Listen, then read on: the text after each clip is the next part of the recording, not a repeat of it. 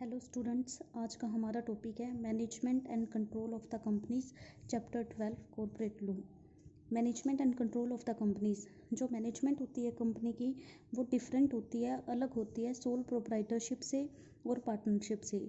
क्योंकि sole proprietorship में जो ओनर होता है वही मैनेजर होता है, मतलब जो ओनर है वही मैनेज कर रहा है अपने बिजनेस को। और पार्टनरशिप में भी जो पार्टनर होते हैं वो मैनेज करते हैं अपने बिजनेस को, तो जो पार्टनर हैं वही क्या होते हैं, मैनेजर, एक तरीके से मैनेज करते हैं। जबकि कंपनी में ऐसा नहीं होता, कंपनी में वो शेयर होल्डर्स जो होते हैं वो ओनर होते हैं, लेकिन शेयर होल्डर मैनेज नहीं करते हैं। क्योंकि शेयर होल्डर वर्ल्ड वाइड यानी कि ऑल ओवर द कंट्री हम कहें वो बिखरे हुए होते हैं, जगह जगह हैं शेयर होल्डर, तो उनके लिए पॉसिबल नहीं होता कंपनी को मैनेज करना। इसलिए वो अपने इस अधिकार को ट्रांसफ़र कर देते हैं डायरेक्टर्स को, यानी कि डायरेक्टर्स जो कंपनी के हैं वो मैनेज करते हैं कंपनी को। इसलिए कंपनी की ओनरशिप और मैनेजमेंट अलग अलग होती है, जबकि प्रोप्राइटरशिप या पार्टनरशिप में ऐसा नहीं होता।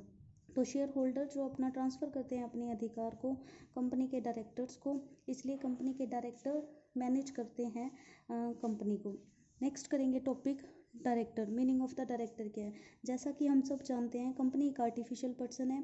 आर्टिफिशियल पर्सन है तो वो अपने काम अपने आप नहीं कर सकती, इसलिए वो अपने काम करती है थ्रू अपने एजेंट्स के थ्रू। और वो जो एजेंट होते हैं कंपनी के वही कंपनी के डायरेक्टर हैं, यानी कि शेयर होल्डर्स एजेंट अपॉइंट करते हैं काम करने के लिए, वो कंपनी के डायरेक्टर होते हैं। तो हम कह सकते हैं agent of the company, director होते हैं एजेंट ऑफ द कंपनी।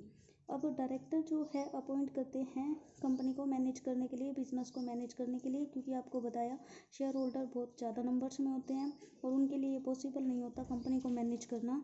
इसलिए वो कुछ इंडिविजुअल को सिलेक्ट करते हैं और उनको बोलते हैं डायरेक्टर, जो कंपनी को मैनेज करते हैं।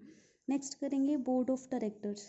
बोर्ड ऑफ डायरेक्टर्स, डायरेक्टर्स को इकट्ठा बोर्ड ऑफ डायरेक्टर कहा जाता है। इकट्ठा का मतलब जब हम सिंगल इंडिविजुअल की बात करते हैं तो डायरेक्टर, अगर मान लो 5 डायरेक्टर इकट्ठा है तो उनको बोलेंगे बोर्ड ऑफ डायरेक्टर्स, तो वो बोर्ड ऑफ डायरेक्टर होते हैं।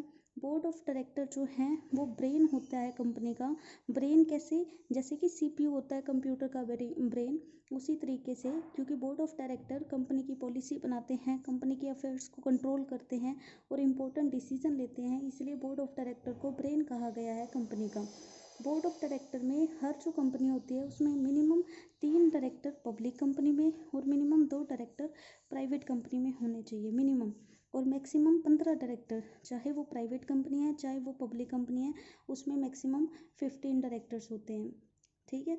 और जो डायरेक्टर होते हैं 15 डायरेक्टर से डायरेक्टर होंगे, उसमें से कम एक डायरेक्टर ऐसा होना चाहिए जो कम से कम 180 days in the previous year, 180 दिन पिछले साल जो भारत में रहा हो। इन डायरेक्टर्स में से आपके चाहे 4 डायरेक्टर हैं 5 हैं, उनमें से एक डायरेक्टर कम से कम ऐसा होना चाहिए जो लास्ट ईयर कम से कम 180 दिन भारत में रहा हो।